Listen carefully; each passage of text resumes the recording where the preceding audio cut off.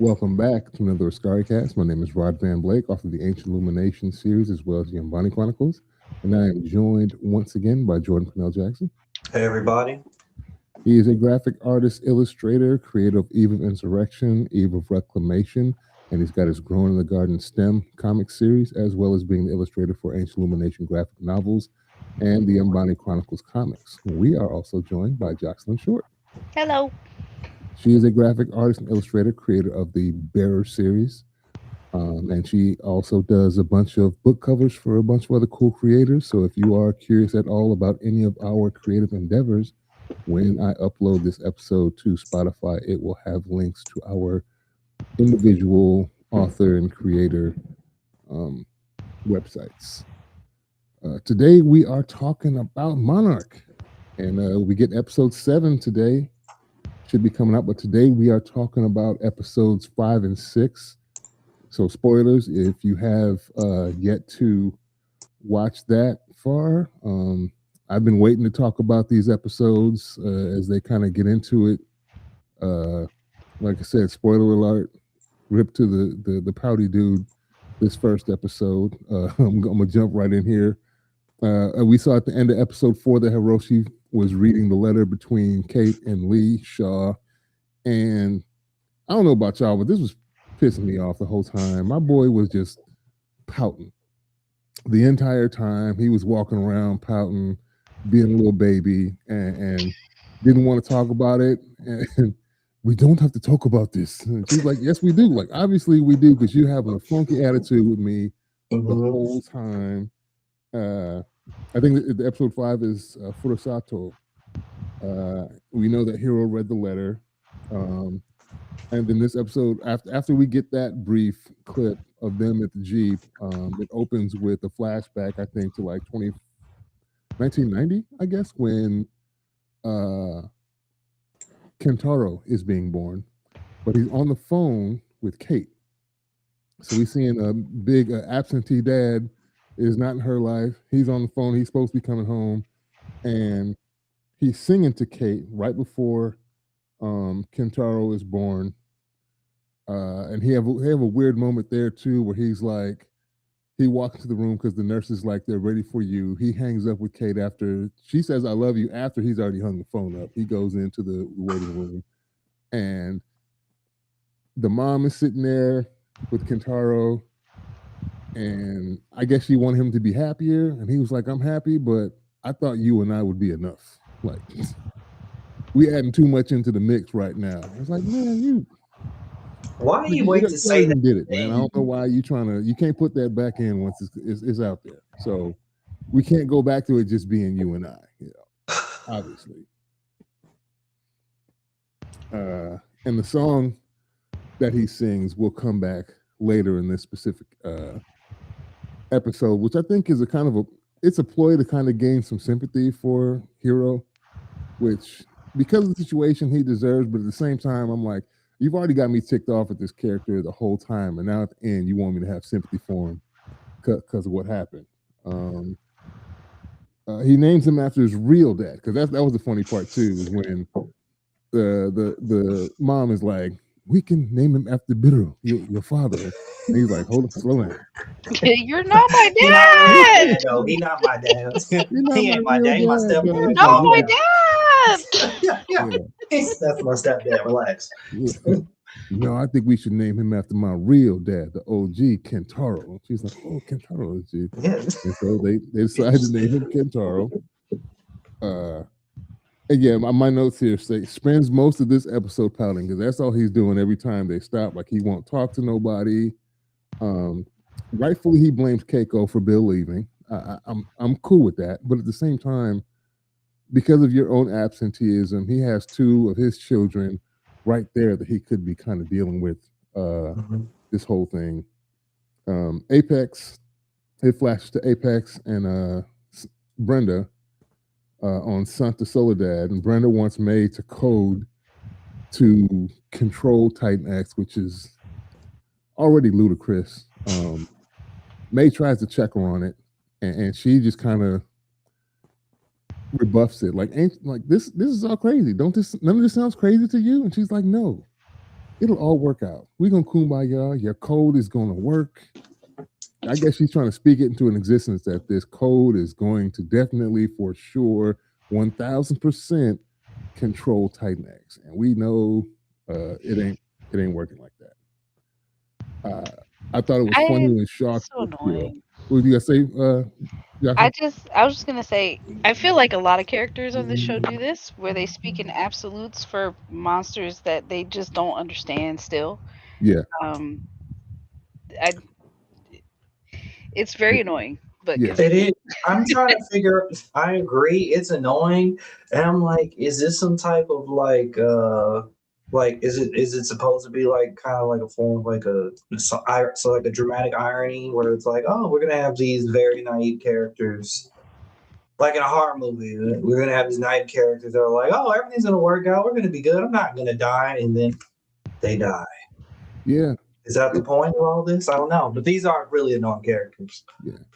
We knew it was going to go bad. The characters themselves kind of know it was going to go bad. I did laugh. I chuckled. Shaw checks hero.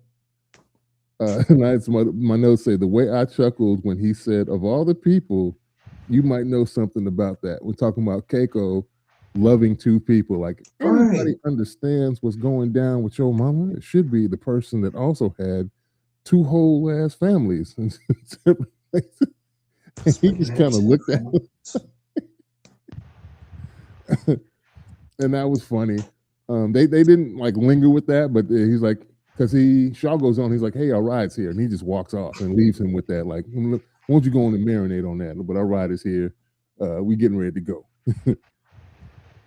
And then Tim, that was a funny moment too, where Tim's talking to his boss at Monarch, and he tries to cover it up with a reliable source because he doesn't want to tell him that his source of information is Colonel Shaw. Like, I've got it on very good authority from a reliable source that can definitely be trusted. And so like, he purses his lips at him. He's like, who told you? Where the information come from? It's from Shaw, ain't it? And he's like, oh, and Bill Randa's map. Oh, you want me to believe a crazy guy and a dead crazy guy? That, but he does bring up a good point. Like, if the information is correct, like why, if this is supposed to be where the danger is, why is Apex going the opposite direction? And if we're partners in this, how come they're not sharing information with us? And he basically has no answer for that. On the plane over, because they send Keiko on the way, they definitely don't send them, but they're already on their way over there to San Soledad in southern Chile. And there's another guy that was kind of annoying me, was Kentaro. He immediately just starts doubting. There's like his two modes. He's going to doubt what's going on, what's before his eyes, what's happening. Kate starts trying to communicate that she's having a feeling about something. Something's going on. And he's like, you can feel what? What you talking about? He's like, he's so in doubt. And then he seems to take every opportunity to be a jerk. Just for no reason. He just starts being a jerk. He just an edgelord. He just an edgelord kid. Oh my goodness. That's it. He just an edgelord. He got to be anti. Yes, yeah. I mean, I was gonna hit it with Kentaro is gaslighting his sister. Yeah. Actually, though, like he's just sitting here being like, and I don't know. That's kind of the interesting kind of like element of this is like you have a situation where like Kate has this like intuitive connect, like has a connection to the kaiju, to the kaijus in this world. And like it seems like her brother is being kind of like that man that's like kind of distrusting this woman that is his sister, and not really allowing her to like trust her own experience and to even validate it. Yeah, because I'm like, yeah, bro, she got the touch. She has a sixth sense when it comes to the monsters. He does have a point though with knowing what was going to happen when she hit the button. And he's like, it's a Titan. Okay, what did you think was going to happen? Like that part I agree with. But my point is, like you're saying, it's his sister. He doesn't have to be an ass about it. And he seems really the jerk approach So no matter who he's dealing with his parents, with Kate. Later on, we're going to see that with May when she tries to reach out and be nice to him. He's out of order. Like the He's a whole contrarian. time, he's just out of order. That's what he It's is. He's a like, contrarian. yeah, but it's just, yeah. I mean, yes, it just seems like anytime something is happening that he just doesn't want it to be true, what's Yeah, happening, he gonna flat out. He's like, no. He's either gonna walk away or he's gonna tell you, no, it's not happening. It's not what's going on. It's not real or something. yeah. So they land on Santa Soledad, and Jango Fett, for whatever reason, knows he knows that they're there. Apex knows that they've landed because they saw the boat. They're not good at covering their tracks whenever they go to spots. They find an old Monarch post with Bill Randa's stuff still there. So I guess he came back at some point, and they know it's because Keiko finds one of Hero's drawings that the Herosaurus, Herozilla, whatever he wanted to name it, he found one of his drawings. So they know that Bill was there.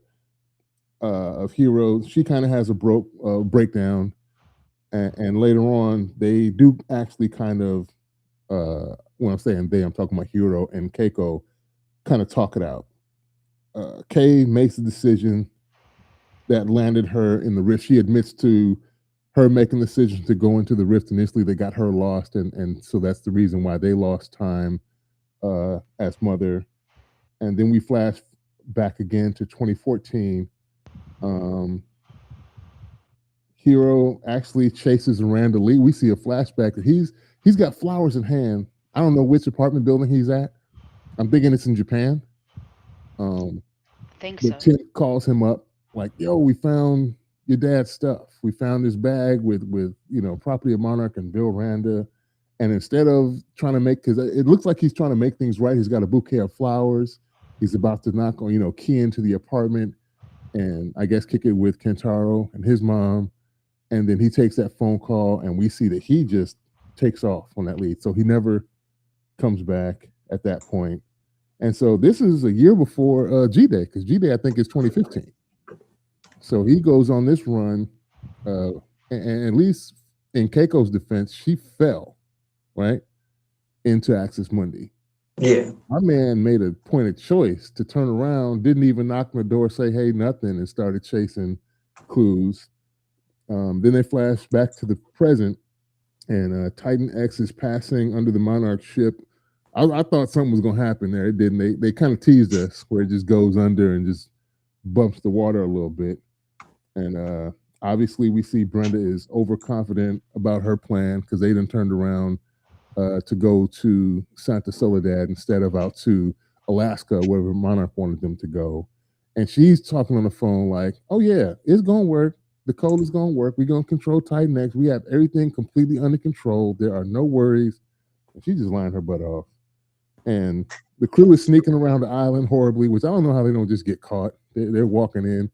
It's way too easy. All right, we get a better vantage point from in there in the middle of the town. It might sound like a horrible idea. I'm like, don't you two remember what happened last time? These little crab. We know the crab things are going to come out. It's They don't like, care y'all about don't none of that remember that? stuff. All these characters are just gonna do what they gonna do. They don't care about nothing. They be acting like they care about stuff. They don't care about nothing. Yeah. Shaw comes up with a dumb plan. We're gonna take the tiki torches and stick them into the something to kill this drone that's sitting on the platform. What they're gonna try and administer this code to shoot Titan X with. That's his plan. He's gonna stick something in there. It'll destroy it. Blow it up. Yeah. And Lee points out the nefarious aspect to Apex's plan when they're kind of arguing. When they do, and he like whispers to May. May comes in the barn. They kind of have it out. I thought this was funny when they question each other. when May's like, "What are you doing here?" Kate's like, "What are you doing here?" Like, So I feel like that would have been a moment for somebody if this was like had more realistic writing. I feel like right when May reconnects with the Scooby Gang, mystery gang, there should have been a guard that pulled up and be like, "Hey, what you doing over here?" Yeah, nobody. None of that happened. No, none of that happened. I like how Shaw was like, "Yo, because they're questioning if this was all good and above board, why aren't they sharing this information and telling everybody that they've got a solution?" And Shaw does bring up a good point. He's like, because they want to be the one holding the leash, and if they can actually control these things, they can not only prevent another G Day from happening, they can actually facilitate influencing a G Day happening. So it's now not just a danger, but a weapon that we can point at wherever we want to have this happen. And it's a weapon to be sold to the highest bidder. So that's a valid point that he brings up. It's just the methodology y'all trying to use to stop whatever's happening it's not very smart. Uh, Titan X does show up. Of course, the horseshoe crab things, whatever the hell those are, they start crawling out in droves. They don't get to knock the drone off in time because Jango Fett hits the button quick because he's like, we got to put this thing up in the air. So he runs and tells Brenda that he's gonna. I want to call because I watched The Expanse, so I keep wanting to call Brenda Naomi. Oh, that's funny. Yeah, I only think about Expanse too. Yeah. Mm-hmm. Yeah, so he hits the button, the drone flies off and goes off somewhere, and Kate just gets hypnotized. I don't know what her problem is, because the crabs run over Shaw. They all regroup inside the tavern or whatever, and Kate just goes a wassailing. She just walks out. Walk on out. She just goes off and stares off into the glowy, pointy stuff that Titan X has, and then Hero's the one that finally is like, "Where my baby girl at?" Everybody else is fawning over dude. He's like, "I don't give a damn about Shaw. Where my daughter at?" So he gets up and walks out and sees her just staring off in the distance. May and Brenda are watching via the CCTV, so they can actually have this video. She's like, "What is she doing?" Like, I don't know what my girl is doing, but she looked like she's about to be a Scooby snack if she keeps standing there. That doesn't happen, but we know that's not going to happen because we know that they have this weird connection. I was waiting on her to touch its nose, no, they should have gone all the way. These giant beasts. Her eyes need the glow colors, like she was hypnotized. I feel like they should have pushed that a little more because I think that, like, I don't know, this dynamic is just getting it's not rewarding in any way to like watch her kind of like in those moments just be like this kind of like moth to a flame. Mm-hmm. But we still don't have an understanding of what this connection now, like what it means and what it can, like what power she has. Yeah, she just has a connection to it, and I'm like, okay, where's this gonna go? How's this gonna serve the plot? Jocelyn, I'm wondering if they're gonna try and make it so that she can control Titan X somehow. Shit, that would be something. Yeah. I think they might try to do something. But I don't know. I wonder how that's gonna go, like them finding out about Kate's connection, you know, because like at the end of episode 6, like we see, you know, they figured out like what that signal was. Yeah. And so I'm wondering, like, will they just flat out tell Apex, or what is that the name of that company? Mm-hmm. Apex, yeah. Yeah, if they'll just like flat out tell them like, hey, that's what we got going on, or if it'll be like some accidental finding out and like it'll be a fight to get Kate or something, you know, like I don't know. I hope not. Yeah. I think that's gonna happen. I think what's probably my prediction is she is gonna, because we still don't know what that connection is. In episode 6, she basically feels like it's lost. She can feel its pain, which in the next scene we see, because they shoot it with the drone, and then Kate slumps down with the brain pain because she can feel the pain of Titan X. But I think she's gonna get to a point where she can control it, and Apex or somebody else is gonna hit the button on something to screw it up. Like, Justin, we think we've got this thing under control. Somebody's going to hit it with a missile or something, and it's going to break out. Then they're like, I had it. Like, you didn't have nothing. You know, one of those type of scenarios. So, yeah, Kate can feel its pain. We see the drone inject something into Titan X and starts to take over its central nervous system. And then immediately the little horseshoe crab things start swarming to the area. Like it's like an external, almost like a white blood cell type situation Yeah, where it's I thought got that like was a really foreign, cool. yeah, foreign That was body like the best is part. in the body, and these things just go, well, we just going to have to chop that tentacle off. And they do. They gnaw off the tentacle. That thing flops on the ground. Titan Neck starts screaming, flailing around, and they're still sitting there. Um, it turns around and leaves, and Kate rolls over to find that uh, Hero then got mashed up.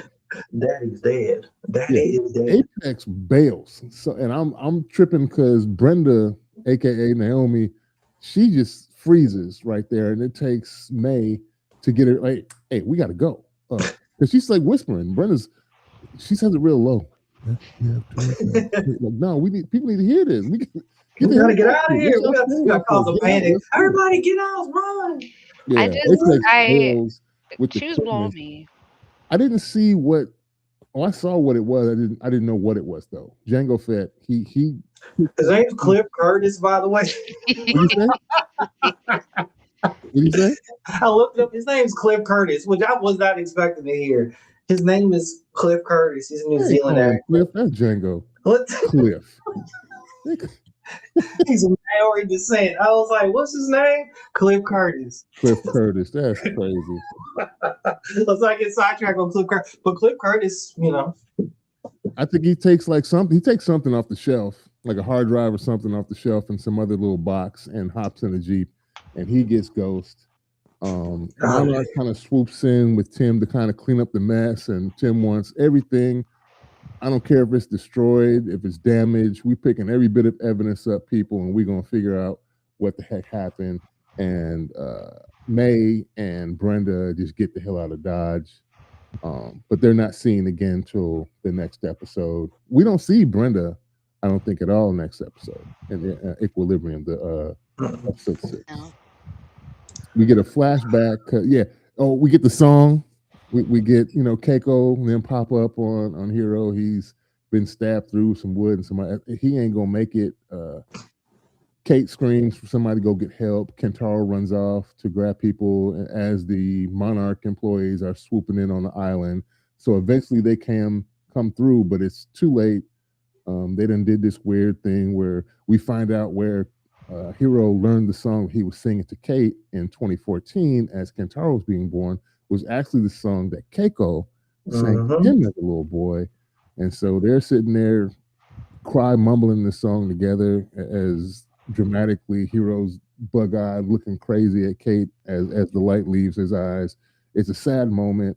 I did feel for him in that moment, but sometimes like, man, y'all done brought a lot of this on yourselves. It's like you done messed up. Kate done met like the thing that Kate released into the world that killed you. You abandoned them. Your mama abandoned you. It's like everything comes full circle. I feel bad for him at the same time. It's like, man, you was kind of a dirty character. So brilliant as you are, I'm sorry. Like fully. Go ahead, Jocelyn. Go ahead, No, Jocelyn. just I agree with you. Like fully. Like he started a whole new family in a whole other country. Just left. Like you're insane. He is, and for episode 5 to really like kind of double down on it. Like we're getting like it was just like, man, we're showing you like we're getting to the nitty gritty of you being a deadbeat even more. Yeah. And so it's like I'm ready for this to just wrap up. So when he was, I'm not gonna lie, his death was sad because of how they act. Like the actors did an amazing job. Like the way they performed was like beautiful. I'm getting a full circle moment with the song was powerful, but technically Hero didn't deserve our sympathy. And him having a whole funky attitude with his mama over the same thing, basically. Bro, you was a hoe and your mom was a hoe. Y'all both was hoes. Why are you judging her, bro? You was a hoe. I don't get it. It was like you knew what your did mom worse than did. her. You knew what your mom did, and then you went and made a whole big choice to do the exact same thing. Like, but My worse mom also. and Somehow the worse. same the scene It is worse. in the beginning of episode 6, Equilibrium, kind of reconfirms how much of a dirtbag he was because we see 2 weeks prior to this, they have somehow managed to go back to Skull Island. This is kind of out of order to me. They just did this just to show that they had some time together, and I guess this is also in the interim before, like, or just after they got Kate back. Um, so he's sitting there, and you see Kentaro's making drawings of King Kong, sneaking and drawing him. That was ridiculous. As from artist to artist, Jocelyn, how would you feel about this? Like, I wouldn't just be out here trying to get sketches of Kong when I could just take the photo and leave. He said it's time for plein air. That's what he's doing. Oh, we're on some. It's time for context, Rod. Plein air painting is when you go physically on location to paint a landscape, to go paint a locale. Okay. All right. He said it's time to do some plein air painting. That's what he said he was so goofy. Do. Okay. He said, I have Kong right here. I'm not gonna take a pic. The picture make noise. I could be quiet and draw. Yeah. Okay. Well, Kong song. That was hilarious how he literally stared him down. I was like, come on, bro. Honestly, I forgot he was an artist. Scratched his butt and then leaned back like, I see you. You peeping at me? He looked down. He said, hey. What are you doing? Get out of here. We just kind of cemented how much of a jerk Hero was, is because he comes in, he sneaks back in to where they're at the enclosure on Skull Island. His dad catches him sneaking back in, asks him what he's doing. He says, I've been out drawing. He shows him one of the sketches. Pops asks if he can have one. He gives him one. He rips one of the sheets out and then offers him a beer. And Kentaro's like, a beer? He's surprised. He's like, this is rare. They have a beer. They get to talking about it. And my boy thinks he done, because they got to spend these 2 years searching for Kate together. In his mind, that kind of, and giving him this beer done made up for all the time he missed. Basically. Yeah, it's that bonding time. It's that quality dad time. Yeah, that oh my God, I did it. I got my dad back. No, this is whack. Like, he didn't do anything great to deserve this. He said this it's been enough. This is enough to heal all. And the fact that he didn't, and Kentaro was pissed because he finally starts to explain time dilation. That when he disappeared, he was only 2 days, but it had been like a year for everybody on the outside. And then Kentaro's like, you could have led with that. Like, why didn't you tell me about this before? I wouldn't have been as mad as if to you was gone for 15 minutes and you missed, all my basketball games or whatever. I didn't know it was only 15 minutes for you, and it was a whole couple years for us. Everybody in his family just making crazy decisions and not caring about the consequences or who they affect. But you can see that Kentaro don't like. This is his nature. He don't believe him. He's like, yeah, right. You lying, Dad. I don't believe about this time dilation. I don't believe Kate has no connection with nothing. He don't believe none of y'all. He's just like, I don't believe none of this. And y'all just say anything. Yeah. And then after that, we go to ironically, Hero's second funeral. Because remember, in season 1, that's how we find out he had 2 separate families, because the first funeral, Kate shows up in Japan at the first funeral, and everybody's like, who this? And he's like, she's like, I'm the daughter. And Kentaro's like, what? What you talking about, Willis? So now we have the second funeral for Hero, excuse me, and an old friend shows up. Kate and Ken talk, and like my notes, he is determined to be an ass. They're talking and stuff. He's like, what did you think was going to happen? This is what my daddy's did. He's just going off, and he gets up and mobs out. And I guess there's supposed to be an order at their funerals of who leaves, because Kentaro's mom excuses herself saying, we'll leave first, and runs after him because he's being a jerk. Because Keiko tells him basically, you don't need to blame nobody. All this strife is not going to bring your pops back. He's gone. Right. Bringing him back. Yeah. So I like how Suzuki, but they call him, Shaw calls him Zook, pops up at the end, and they're off on the side kind of talking, and then he like saunters up to Keiko like, yo, we got an old friend wants to say hi. And so they end up of course, there's another Godzilla phone or Titan phone. He didn't.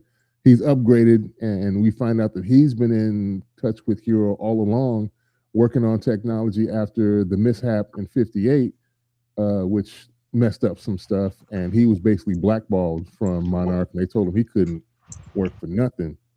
But they go back to his crib. Um, they go back to his crib, and he's drinking the sake, and Shaw is dumping out the bottles. So hey, this one's empty. Hey, this one's empty too. Why don't you stop beating them on the bush and show me the good stuff? And that's basically the cover up, so they can go outside and talk about what Shaw really wants is to get this new version of the Titan phone, and they're gonna go see if they can open a rip. They're gonna test its capabilities. Quotation marks. Test the capabilities of it. They said it at the same time, which was funny. Yeah, like they had rehearsed it. Right, but like, when did y'all have time to talk about this? Like playing, this is so goofy. And I thought it weird that they just walked out the room and left for long enough for Keiko and Kate to start kind of meandering around. Like you just at somebody's house and the other two just get up by themselves and walk off. Wouldn't that? I'd be weird. I'm like, hey, where'd they go? Why are we two sitting in here? Then we have a flashback to '58 and we see Kay and Bill's new office in Virginia. Shaw resigns from Monarch because he didn't beat the Doonies down, and now he's sad because he can't have Keiko no more. So he's gonna fall on his sword and do the right thing and just bow out and just, hey, I'm gonna get a sign somewhere else. I can't be dealing with this. You can't be waving this in front of my face, and I can't have it no more. So I love how his daddy clocked it right away. Yeah. Pops was crazy. Either you communicating. Which one was it? Boy, he's like, come on, is that the only two choices? He's like, well, yeah, that's it. He's like, of course it was. So what happened? Yeah. Then we go to May, who shows up at Kentaro's door after the funeral. He decides they want to go have a drink, and they're going to like their little speakeasy Japanese whiskey spot that's been sold and is now commercial and weird. And there are kids running around. They're like, this is a family restaurant now. It's like, no, this is supposed to be a top secret. They're like neon signs leading up to the. He's like, so this happened? I had a question. So when he mentioned that, I'm like, wait, I was trying to be like, is this that same bar that he was kind of in the first season that was kind of like, I thought it was gold. It was either gold and black or like dark colors, warm colors. I was trying to like remember all that stuff. And I'm like, it was like a speakeasy. Like you had to know where it was, number one. And you had to know like the code word to get in. Yeah, I remember now. It's coming back to me. We had select like special whiskeys that were there, but it was like you wasn't getting mixed drinks. You was there to get the whiskey. It was a cool speakeasy, and then you got like just flat whiskey. It wasn't this blue raspberry whiskey sour stuff. He's like, yeah, you can give me that, but hold the blue raspberry stuff. Just give me the whiskey. So that place had turned over. May is trying to relate to him and let him know about the time when he was really nice to her. He takes that as a key. Hey, do you remember that? Can you do it again? Yeah. He's like, what'd you say, Jocelyn? She was like, hey, do you remember that? Can you do it again? He was like, I remember more than that ramen in the movie. Let me show you what I remember. And she was like, no. Stop. I just want to. She gets there, but he's still being. Then when he gets kind of rebuffed from his attempt at kissing, he's like, "Oh, I forgot you was a switch hitter. You probably want my sister. I'm the wrong random." So insane. Yeah, that's crazy, bro. I was like, "Yo, bro, you cock blocking right now." I was really, like, he was damaging himself, but this is once again a family curse. Like they all tend to have this weird self-loathing pity. Yeah. I'm like, bro, this black girl's trying to get at you. Stop being weird, fam. Relax. I have a feeling that would have come naturally had he just been cool. Yeah, but he's not. But that's not his MO. He's not been cool about anything. That's true. So it made sense. It made sense for him to be there. He's not cool at all. Like he's not chill about. He has no reason. Yeah, he can't do it. Yeah, then this random woman pops up as she leaves.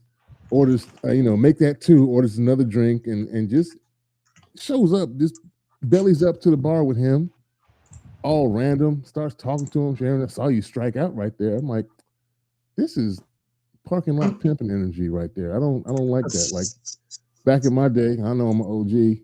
When we used to go to the club, and people would just show up at the end of the night, like as the club was letting out. So you wasn't in the club the whole time. This is what she's doing. Like he was with May, it didn't work out. He tried to kiss. She storms off, and then this lady just pops up after the fact, like almost directly after the fact, Yeah. Like and she was immediately in on. starts striking up a conversation that most people, I think, would consider that weird, especially when they just had a negative experience with another person. You're just gonna inject yourself into that. Well, she does. She sits down. They start talking, and she starts making up drinking games every time Godzilla or something is mentioned, and she's doing shot for shot, and messes up by telling him, you probably not worried since you already seen a Titan. And he's like, how you know I didn't seen a Titan? Like he now knows that she's been clocking him and knows exactly who he is.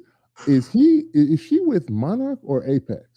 I'm This confused. That's real quick, and I won't derail this too much, I promise. Uh-huh. But Jordan, have you played Persona 5? I like how you say I you're not played going to a grab. Persona game. It Okay, might then have been don't a worry about spinoff. it. Just keep going. No, no, no. It's if you haven't played it, what I'm about to say is that it won't make sense. Don't worry about it. Gotcha. Gotcha. Continue, Rod. I mean, I have it. I just haven't played it. Okay, I Um, definitely won't tell it. I won't okay. say what I'm gonna say. I Yeah, that won't It's a was a big spoil it's weird it. a big interaction for spoiler me to for just that game. jump in where like you're the replacement, like you're the you're the next batter up. You step up in the box when this person leaves. She outs herself, but do we know whether she's with Apex or Monarch? They said she's related to someone specific. That is Okay, what was mentioned, but I Yeah, didn't I know don't her remember. connection. I don't even know if I heard it all the way, but she said she was connected to something. Yeah, she was I think related it's to someone. Monarch because she does mention Kate. She's like, God forsake, let Kate take over. You should be in on this. So I think she's with Monarch, but I'm not Stupid sure. characters. But yeah, she makes it weird. She leaves after that, but she had already put his phone number in. She's like, let me prove you wrong that I'm not like everybody else. And we'll get a call back to that later in the episode because then we flash back to Shaw, and I could tell Pops was setting him up. He gets him drunk the night before he's supposed to report the very next morning to a general or somebody. And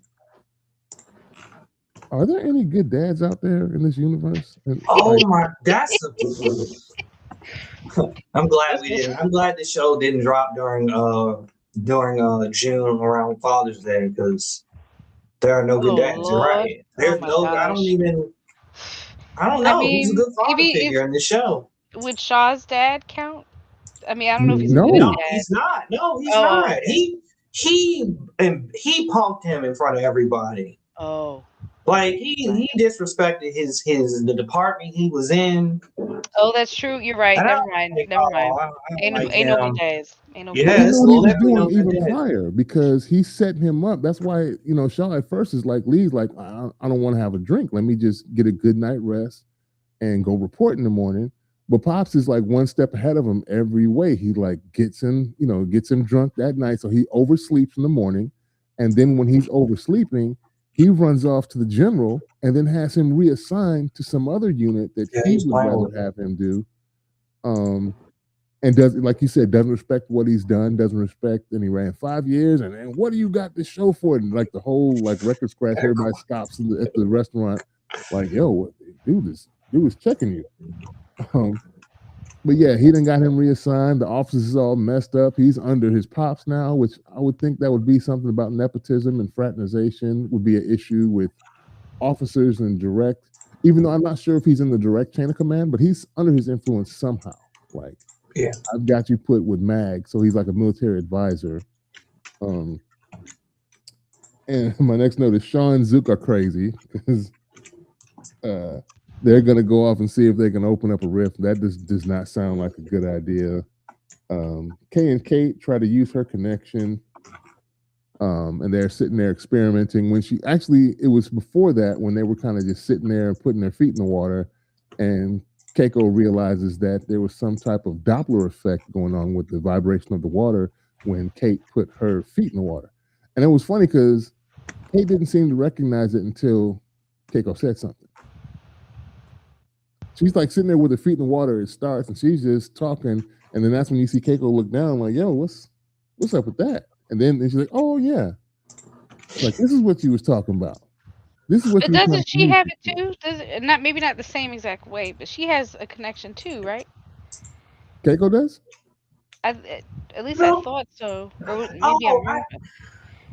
I see why you're making a connection, but I don't think. I think. I mean, Kate mostly like has like a direct connection to the kaiju. I don't Right. know. From Keiko, I interpret her connection to these as like the fascination that one a scientist will have with Mhm. a discovery. But Yeah, it's less nah, direct. yeah, it's Lester. Right? Nah, Kate tapped in. Okay. She's Right. one with the Titan at this point. Ridiculous. So yeah, we see that conversation between Leland Shaw and Lafayette, is his pops, and he basically, we see where that. The funny thing is, we see where he gets that phrase. The only thing that matters is who wins, and that's his basically comeback to Keiko when they're questioning what the hell y'all doing. Y'all trying to control these things. You can't sick them on like dogs. And he's like, well, you got the biggest, baddest dog in the yard. He's like, we trying to win. That's all that matters. He's like, all the idioms came out of him right there. And then we find out he got that from Pops. He turned into his dad real quick. I was like, Yeah. oh, come on, man. And we get Kentaro's having a nightmare that Jide has started to get in Japan. And somehow Kate is right there. Like he runs into Maeve, runs into his mom. And then Kate just out of nowhere shows up in Japan. And then he wakes up and he hugs his mom. That part stressed me out because That I was the was best like, part. Did it? it will, because I thought I was like they, Shaw, what's his name, the other dude. Zoop? I was like, yeah, Zook. I was like, it was successful that fast. Like Yeah. They how pulled they up and got him. they got him here and now they scrapping immediately. Oh my Yeah. god. It's all over too fast. I knew I was happy when I realized it was a dream. I mean, I like dream sequences in film, like just random ones. I really can't tell you why. Yeah. I haven't figured it out, but I did like how that sequence like captured the elements of like the panic and the fear when Godzilla shows up. I Yeah. was like, it was carrying that energy, so I was happy about that. But then I was When like, that happened, I knew it was a mainstream. dream. When It I was saw all a Godzilla pop dream. up and we hadn't even got no inkling of it, I was like, nah, this has got to be a nightmare sequence that isn't really happening. And all the people that he cared about or is connected to automatically show up like within seconds. I'm like, this has got to be a dream sequence. And then Very we true. go to the end of it where we see these two numbskulls, Shaw and Zook, messing with their stuff in the truck on the edge of a cliff. The rift almost sucks Shaw in. He's like, he's pulling me in. Can you turn it down? And I don't know what the heck's going on. They finally shut it down, and then there's like these light echoes that we see. He's like, what was that? They're like two happy ass kids at that point. Like, oh, that was great. Did you see that? And then something comes in on the radio. And this is interesting to me that we find out it's his pops is out there somewhere lost now. So I'm wondering if this is like an echo, kind of like how Keiko was explaining to Kate about the stars, and that because of the light years that this has already happened in the past, but we're just now seeing the light. If this is something similar with the time dilation, that this is an event that already happened, and perhaps because he says our stuff is destroyed, we are without food, my entire unit is dead. He's basically sending out like a SOS, and that was funny when Shaw's like, "Who am I speaking to?" And then Pops rattles off his name. He's like, "What?" So he left us with a stinger. So I guess we're going to see what happened to Pops. How many times they keep bringing people back in this show? Like, is he still going to be alive? Like, is he going to come out the same age? Like, they're now. It's going to be this weird thing because I thought it was weird. I don't know how y'all felt with Keiko and her son basically being around the same age, and now we're going to get the same thing with Leland and his dad basically now being the same age or similar ages. If they get him out of Axis Mundi or wherever, maybe there's another dimension besides Axis Mundi that he's been shot to.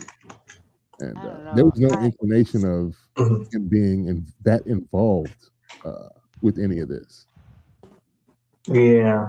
I think on my end, it's funny because I think I misinterpreted an aspect of that scene I liked it a lot. Like the I like the kind of misdirect um, where where Shaw and Shaw's talking to Zook, but then Zook doesn't seem like he's responding. I was like, oh, you're in a whole other reality. I'm like, this is fun. This is cool. And so like when I think I just misheard the name, but like it was like for me, I interpreted it as like he was going back in time to this was going to be a Back to the Future moment where it was like Okay. actually going to go save or see his. I thought he was going to see his younger self. But I missed that the radio said it was his fault. It was his He fault. says Lafayette. That's the Yeah. only thing because So he's Leland. yeah, And he exactly. said So something I was like, Lafayette. I And I was thought it like, was oh, Shaw. snaps. And I So I'm recognize the like, voice too. yeah. So I was like, oh, okay, I clearly missed that detail, misdirect, but that would also have been interesting. So we're gonna see where this goes. They like playing off of the same themes. Of deadbeat dads, generational family curses and generational traumas. Seems to It's be a theme right now yeah. in these shows. I don't know if you guys are watching Invincible right now, but the Oh, Yeah. Yeah. I interesting was catch watching that there. I last see what night. you did Yeah. there, Jocelyn. Mhm. I see what you did there. Good point. Good point. So, is it done successfully in this show? I mean, they're talking about it. they're talking about the issues that go on in families and how this affects generations and kids. Um, but I don't know. I feel like it could be done better. Yeah. I'm like I feel like I'm waiting for them to loop this generational family drama successfully with the monsters, like with Kong and Godzilla. Exactly. Like I'm waiting for it to like tie in more smoothly, like weave together. Like it, I what it feels like is like all of this family drama is happening, and they're all interested in these creatures and trying to use them and control them. But I'm trying to see. I feel like the show is trying to make a parallel between the two worlds, but Mm, I want it seen done better. better. Yeah. Yeah. Mm-hmm. Mm-hmm. I We think get it. Jordan. I think when you're talking about that scene with Zook and Shaw, I think Zook is kind of hard of hearing, and I think that's what it is. He done got old, and it wasn't that he wasn't listening. I just think maybe he's in that stuff was going on. The riff was really loud. The Yeah. Yeah. radio waves and stuff was happening. I think he just like, huh? He didn't really hear him at the time. Oh So my that's goodness. what Shaw is screaming the whole Ah, time, but he's obviously not answering. But y'all are right there. I don't know if this is gonna mesh with the familial undertones that are going on between the humans. It's gonna transfer anyway. Really, I don't know if they can necessarily unless we get into like I feel it's easier to do that with Kong because we've seen in the other films that he has mhm. familial ties back there. So I guess we'll see. I'm hoping they don't blue ball us. I'm hoping we actually get to see the fight between Godzilla and Titan X and Kong Hmm. in this series, the climax of the series, and not just be a big 10 episode film bait. Because now you got to see what happens if you go to the movies, come in theaters near you. I don't Oh, that'd be want that. so funny.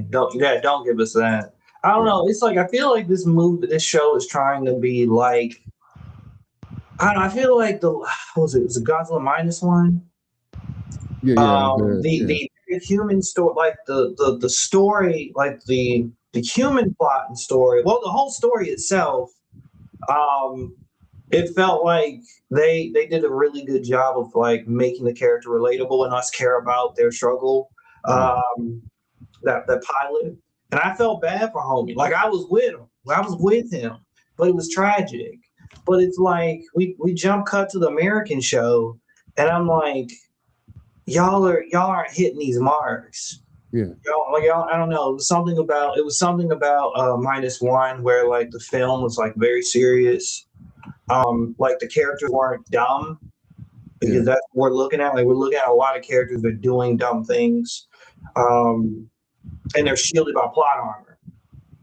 The Uh, reactions were more relatable, I think, in minus yeah, zero. and Hmm. it's like, come on, It's like I don't. It's just it's feeling very. lazy and cheap. From like just from a writing perspective and how they're kind of editing, but also how they're editing things, how they're connecting things. Like it could have been weird. Like I'm just gonna throw out a thing. Like if we're like Jocelyn talking about like connecting the family trauma to the monsters themselves, like you Or could just push have it. it done, or just have it done better. Like Yeah, you're bringing up like with Minus Zero, which was an excellent film. it is. It is. And yeah, is excellent. Agreed. And they didn't necessarily need to like tie those two elements together, but the human story was told so well, and it was more about the impact Godzilla was having Yep. on them and like the human world, whereas with this show it's more about the humans impact on these monsters, Mm, um and through generations, which is Yes. not as compelling because these aren't extremely likable characters. yeah. No. Yeah. My I problem. get. You said that perfectly. Then I think that's what it is. They're just not likable characters. Agreed. And the pendulum swings are too much for me. Mm. Between like with Kentaro specifically, where he goes from gung ho about going on this journey, and then it becomes a break screeching stop where he don't want to do none of it, and then it just seems to flip back and forth. Same thing with Kate. She leaves. She's gonna go get drunk with her pals in San Francisco and forget about it all, and then all of a sudden, I can't leave my people. I'm gonna go back. And then her mom is like, "Yo, I just lost you. We just got you back. You're Mhm. healthy and whole now. You've been in Axis Mundi. We've been through all this danger, and now you're gonna make me grieve you and worry about you again while you go on this another goose chase around the world and into other dimensions, following these creatures around. Like the pendulum swings with them are from one extreme to another. And I think you're right, Jocelyn. The reactions are it gives you whiplash Yeah. when those things happen back to back to back. They need to be. I wouldn't mind it so much if each character were more consistent and just true to Mm. themselves the whole time, and just like I don't want Kentaro being nice. Like he's a jerk. Like be a jerk. We all the time. Yeah, lean But into if that. he's gonna be a jerk, I need him to be right about something. Yeah, That's a that too. Like yeah. that's Yeah, the he thing. needs to be. Because I've That been too. asking myself, who's the smart cat? I feel like there are times I have to ask myself, like, who's the smart person? Like, who's actually the smart, grounded character in these stories? Like, in this season, I'm like, who's actually doing things realistically, like thinking Your boy logically? Monarch, he's the only one. Who Tim? Yeah, the white dude was it Tim. that I dude? mean, Yeah, he the only one. yeah, he's the closest one, the smartest one. Yeah, I guess. He's the Well, only that one and Keiko, holding it she's smart. She's able to piece stuff together and science it up. And, Yeah, science it up. yeah, when need be. together. Kate's just emotional and just even though she's a teacher and she should be really smart, she's just going off vibes She's a half the time. traumatized teacher. Okay. Yeah, traumatized Yeah. teacher, going Think off about weapons. vibes. Yeah, I'm talking about traumatized teachers. That's gonna be the subtitle. Monarch Legacy of Oh, Monsters, the traumatized teacher. yeah, traumatized teachers. Like, man. Yeah, Well, she's traumatized, and the uh, daddies is whatever. Shaw's The he out here daddies doing is whatever. trash.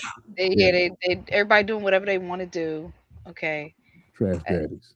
We The should do a sequel. meme. That should be the cover of the next episode. Trash daddies. You know Yeah. what I think? You know what I think is also not necessarily like hitting with this show for me is Hmm. like it'd be one thing if like these researchers like they say that they're doing it for discovery purposes to understand these monsters better, but we see through their actions that's not what they're doing. Yeah. Like they're not trying to necessarily like they are, but it also just feels like they're just trying to do what they want to do for whatever reason they want to do it, and it's not truly just about the monsters. The only person who it's starting to feel like it's being revealed that Keiko, that no, Hmm. Kate, um, is feels like the only one who probably truly cares about the monsters, because Hmm. she can physically feel them. So I wonder if that will be a shift in tone maybe for this show going forward, with how they handle that. Uh, Well, she feels responsible. That's part of why she feels the way she does. She feels guilty that because she too. done unleashed it. Yeah. Um, Cool. Monarch seems to be a shell of itself right now, and the way they have things, it seems like maybe they're also strapped for cash with all the stuff that they've done. they needed Apex to kind of finish the job. And Apex has all the money right now for whatever reason. They done swooped in and could just bounce whenever they want to. Like, this looks like this is about to fail. They pull the Homer Simpson and back out into the weeds and the bushes when stuff's about to go bad, and let Monarch kind of pick up the pieces. So yeah, I don't know. Well, we kind of know what what Apex is about from the films anyway. You know, they put Mecha Godzilla together, trying to fight Godzilla. And now they're trying to control Titan X and use that as a tool, and not, you know, a living, humongous creature that can destroy cities with a fart. Like, y'all don't realize what you're playing with right now. They want to play with giant monsters. Yeah, it's insane. It's insane. Yeah, we gonna get it. Appreciate y'all taking the time out of your day to chop it up with me about these things. I see we got one lurker that was on the live. I appreciate you taking the time out of your day to listen to us chop it up about these things. We will come back in another couple weeks as we get episode 7 came out today. And then after episode 8 releases, we will come back that following Monday, hopefully if the schedules all line up. After, not this week, but next week, Friday, the following Monday, we'll have 2 more episodes to watch and discuss those 2, because that's what we've kind of been doing with this series, so we can keep that consistent. Like I said before, we're going to have links to everybody's personal website when I upload this episode and the details to Spotify. So if you want to check out any of our creative endeavors, please don't be shy and do so. We appreciate the support and interest, and we will talk to you all at the next one. Peace. See y'all. Peace.